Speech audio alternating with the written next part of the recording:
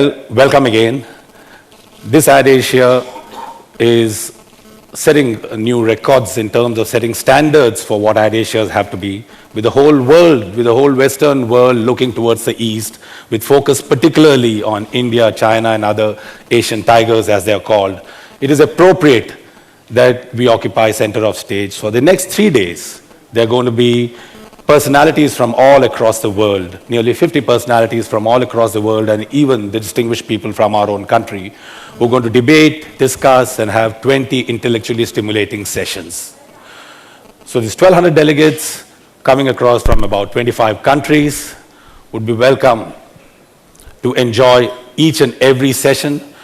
Bangladesh, Mrs. Gitiara Safia Chowdhury. Indonesia, Mr. Andy Sada. Japan, Mr. Hiroshi Uchida. Korea, Mr. Lee Soon Dong. Malaysia, Datuk Vincent Lee. Nepal, Rajkumar Bhattarai. Pakistan, Mohammad Imran Syed, leading a 90-strong delegation. Philippines, Mr. Jones Campos. Singapore, Mr. Anthony Kang. Taipei, Mr. Michael Su. Thailand, Mr. Paramas Ranchuban.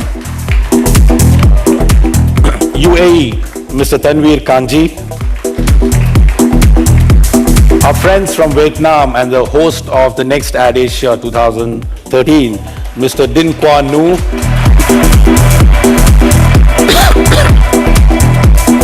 And our own, leading an 800-strong delegation from India, Mr. Kurush Grant. And finally, the Secretary of AFA from Malaysia, Mr. J. Matthews.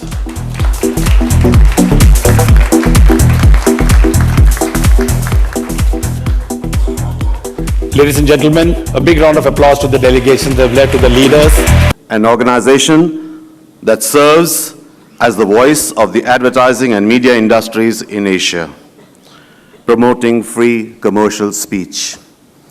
I've taken a sneak preview of the lineup of events organized by Madhukar and his team. Must say, everything looks just fantastic.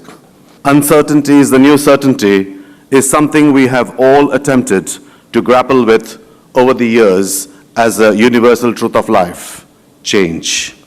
Only this time, it's a total break with the past, a radical revolution brought about by the advancing juggernaut of technology that has been galloping ahead since the past 2 decades.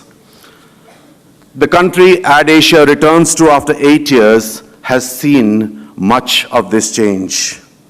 The buoyancy of economic growth has been tempered only by global economic phenomena.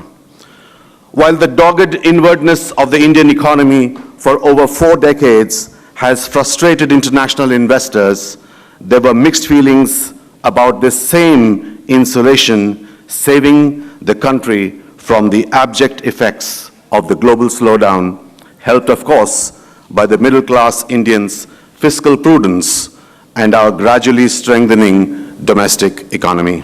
Following Dr. Manmohan Singh's 1991 liberalization watershed and population, which is roughly of the same age, that clearly defines a BC and an AD phase in the country's entire post-independence existence.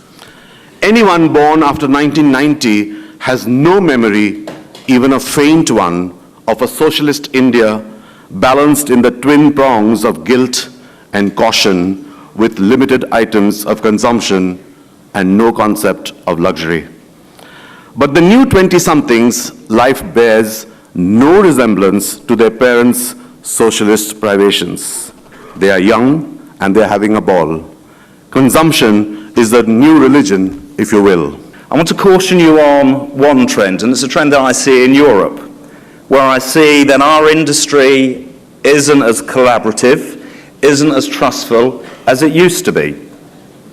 And I urge you within Asia not to let that happen here. So to advertisers, I would say, you must trust your agencies, you must empower your agencies to come up with great, innovative solutions for your brands. And to agencies, I would say that you have to own those brands as if they're your own.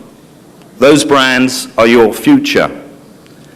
And to media owners, you have to work with both those parties, advertisers and agencies, to help develop long-term solutions, and I do mean long-term solutions, for those brands and for continued development of the industry.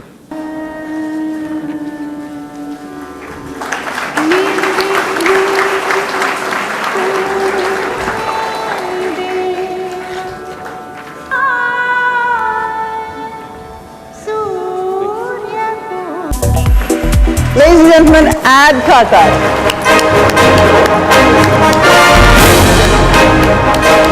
That this book would not have been, wouldn't have seen the light of day without wonderful donations from friends in the business and the media and other. When Edmund Hillary was asked why he was so passionate about climbing Everest, he famously replied, "Because it's there." When Bal Mundkur and I are asked why we are so passionate about publishing Adkatha, the story of Indian advertising, our reply is always, because it is not there. And there is no reason for this modesty, because after all, the Indian advertising business and profession turns over 300 billion rupees annually, which is $6 billion.